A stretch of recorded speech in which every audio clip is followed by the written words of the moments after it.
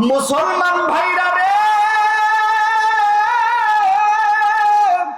আল্লাহ রাসূলের দিলের ভিতরে, সাহাবায়ে কেরামের দিলের ভিতরে রাসূলের প্রেম কেমন ছিল গো।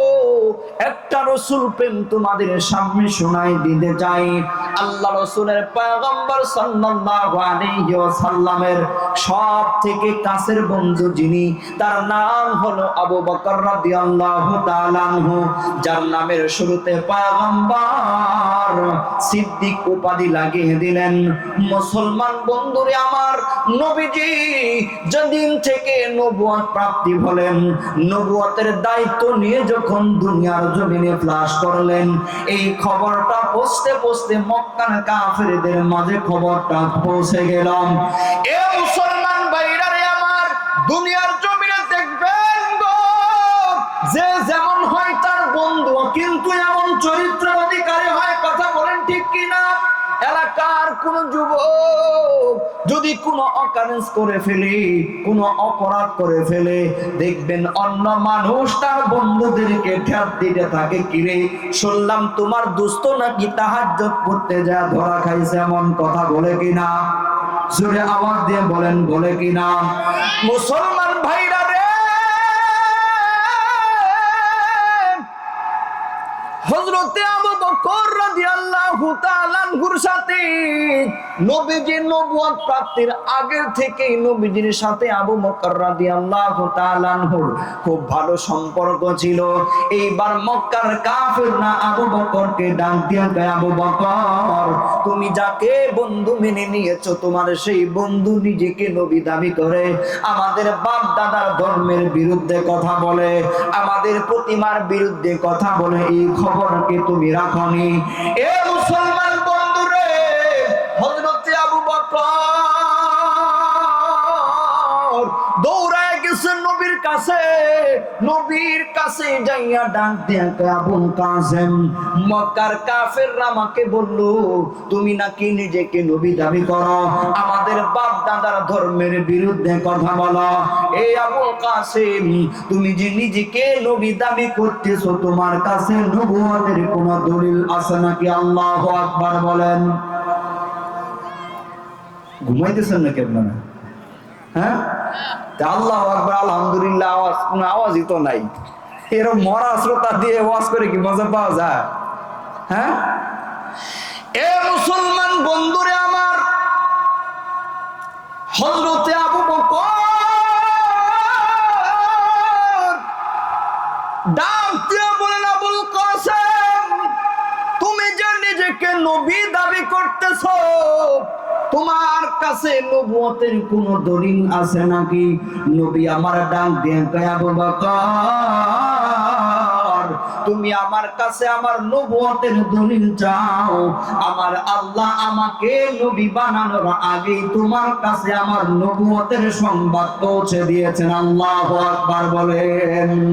আমার পাগল মন ওই মদিনার প্রেমে পড়েছে, আমার পাগল মন ওই মদিনার প্রেমে পড়েছে, ওই মদিনা এই মনকে, ওই মদিনা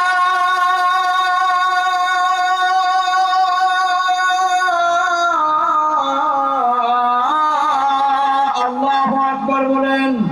ওই মদিনা এই মনকে বন্দি করেছে, আমার পাগল মন ওই মদিনার প্রেমে পড়েছে, আমার পাগল মন ওই মদিনার প্রেমে পড়েছে।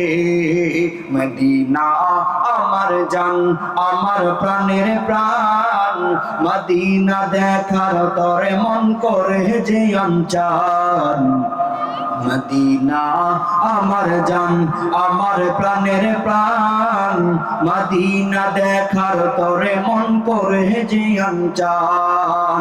কবুল করে নাও না প্রভু, কবুল করে নাও না প্রভু ওই ওই দূর মদিনাতে পাগল মন ওই মদিনার প্রেমে পড়েছে আমার পাগল মন ওই মদিনার প্রেমে পড়েছে মদি জানি না ওই মদিনায় কি আছে মধু ওই মদিনায় যাইতে আমি কান্দি যে শুধু জানি না ওই মদিনায় কি আছে মধু ওই মদিনায় যাইতে আমি কান্দি যে শুধু বিশ্ব জগৎ নবীর প্রেমে ও বিশ্ব জগৎ নবীর প্রেমে পাগল হয়েছে আমার পাগল মন ওই মদিনার প্রেমে পড়েছে আমার পাগল মন ওই মদিনার প্রেমে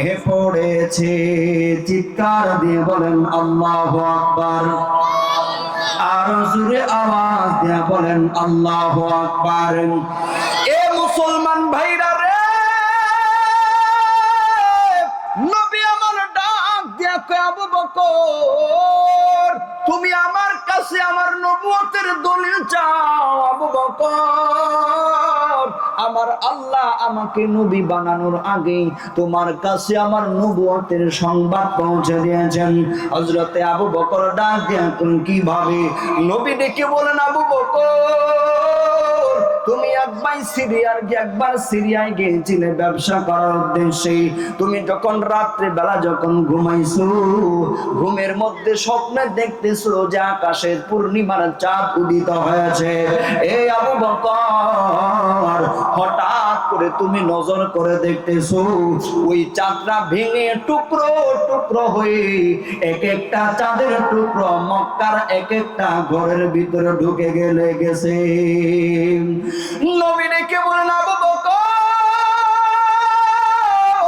এইবার তুমি দ্বিতীয়বার আবার স্বপ্নে দেখতেছো প্রথমটা তো ভেঙে টুকরো টুকরো হয়ে মক্কার এক একটা ঘরের ভিতরে এক একটা টুকরো ঢুকে গেল এই আবু বকর কিন্তু দ্বিতীয়টার ভাঙলো না দ্বিতীয়টা আগেরটার থেকে আরো বেশি 14 তারিখের পূর্ণিমার চাঁদের মতো এই দ্বিতীয় চাঁদটার ভাঙলো না পুরো চাঁদটাই তুমি আবু বকরের ঘরের ভিতরে ঢুকে গেল হযরত আবু বকর ঘুম থেকে ওঠার পরে শামের লোকদেরকে বলেন এই শামের ভিতরে সব থেকে বিজ্ঞ আলেম কে আছে যার পূর্বের কিতাব সম্পর্কে যার ধারণা আছে ও মুসলমান বন্ধুরে হযরতে আবু বকরকে নিয়ে গেলেন ওই পণ্ডিতের কাছে আলেমের কাছে যার পূর্বের কিতাব সম্পর্কে যার ধারণা রয়েছে মুসলমান ভাইরা রে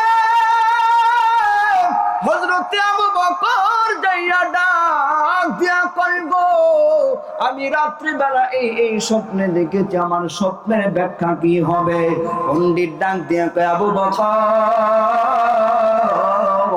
তুমি যে রাত্রে বেলা স্বপ্নে দেখেছো আকাশের চাঁদ ভেঙে টুকরো টুকরো হয়ে এক একটা চাঁদের টুকরা মক্কার ঘরে ঘরে ঢুকে গেছে এই আবু বকর রে অল্প এই চাঁদে এই স্বপ্নের ব্যাখ্যা হলো অল্প কিছু দিনের মধ্যে আখির জামানার পয়গম্বর নবুয়তের দায়িত্ব নিয়ে পৃথিবীর জমিনে ফ্লাশ করবেন আর তার দাওয়াতের কারণে মেহনতের কারণে মক্কার এক একটা ঘরের ভিতরে আল্লাহ তাআলা হেদায়েতের নূর জ্বালা দিবেন জোরে কন্যা সুবহানাল্লাহ মনে বড় আশা ছিল যাব মদিনায় মনে বড় আশা ছিল যাব মদিনায়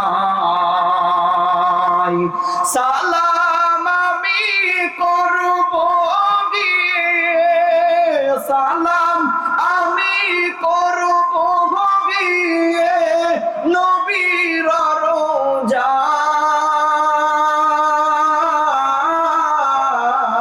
রোজায় মনে বড় আশা ছিল যাব মদিনায় আওয়াজ দিয়ে বলেন আল্লাহু আকবার আর জোরে আওয়াজ দেয়া বলেন আল্লাহু আকবার। এ মুসলমান ভাইরা রে আমার, পণ্ডিত ডেকে বলেন আবু বকর, দ্বিতীয় যে স্বপ্ন দেখেছো, আকাশের চাঁদটা প্রথমটার মতো ভেঙে টুকরো টুকরো হইল না, পুরো চাঁদটাই তুমি আবু বকরের ঘরের ভিতরে ঢুকে গেল।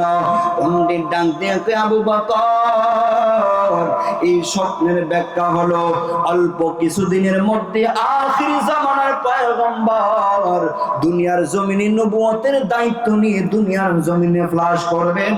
সেই মহান নবীজির, মহান মানুষের সব থেকে কাছের বন্ধু হবে তুমি আবু বকর। মুসলমান ভাইরা রে আমার, এই কথা শোনার পরে হযরতে আবু বকর বসা ছিলেন, বসা থেকে লাফ দিয়ে দাঁড়িয়ে গেলেন। লাফ দিয়ে দাঁড়িয়ে নবীজিকে বুকের মধ্যে জড়া ধরলেন। বুকের মধ্যে জড়া ধইরা কপালে চুমু খায় আর ডাক দিয়ে আমাকে আর দেরি করেন না, আপনার মিশনের মধ্যে আমাকে ঢুকায় দেন, আমাকে পড়ায় দেন লা ইলাহা ইল্লাল্লাহু মুহাম্মাদুর রাসূলুল্লাহ সাল্লাল্লাহু আলাইহি ওয়াসাল্লাম। মুসলমান ভাইরা রে আমার, হযরতে আবু বকর মুসলমান হয়ে যাওয়ার পরে সাথে সাথে শুরু করলেন দাওয়াতের কাজ। একদিনের ঘটনা, নবীজি এবং আবু বকর দুজনেই দাওয়াতের কাজে বের হয়েছি। রাস্তার মধ্যে হঠাৎ করে